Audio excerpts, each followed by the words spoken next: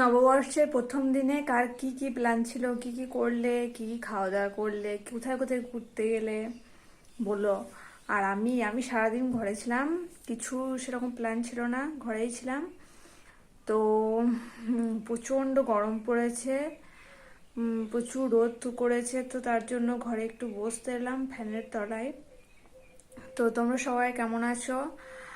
আর আমি ভালো আছি। তোমরা কমেন্ট করে বলো তোমরা কেমন আছো।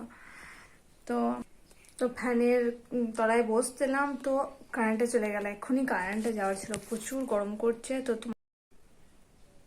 দেখতে পাচ্ছ কারেন্টটা ছিল, এখনই যাওয়ার ছিল, বসছিলাম, তো এখনই কারেন্টটা চলে গেল। তো এখন কারেন্টের জন্য অপেক্ষা করে বসে থাকি। আর এদিকে গরমে তো যাচ্ছে তাই অবস্থা। গ্রীষ্ম বর্ষা যাই হবে হোক না কেন, মায়েদের কিন্তু ছুটি নেই।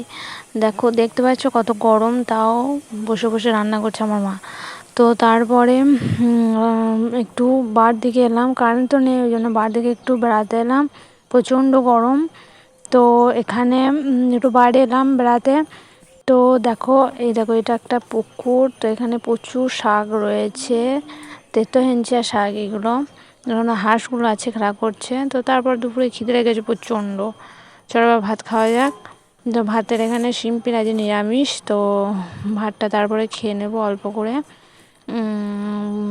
তারপর তোমার দুপুরে একটু ঘুমিয়ে নেওয়ার পর বিকালে ছাদে বসে আছি।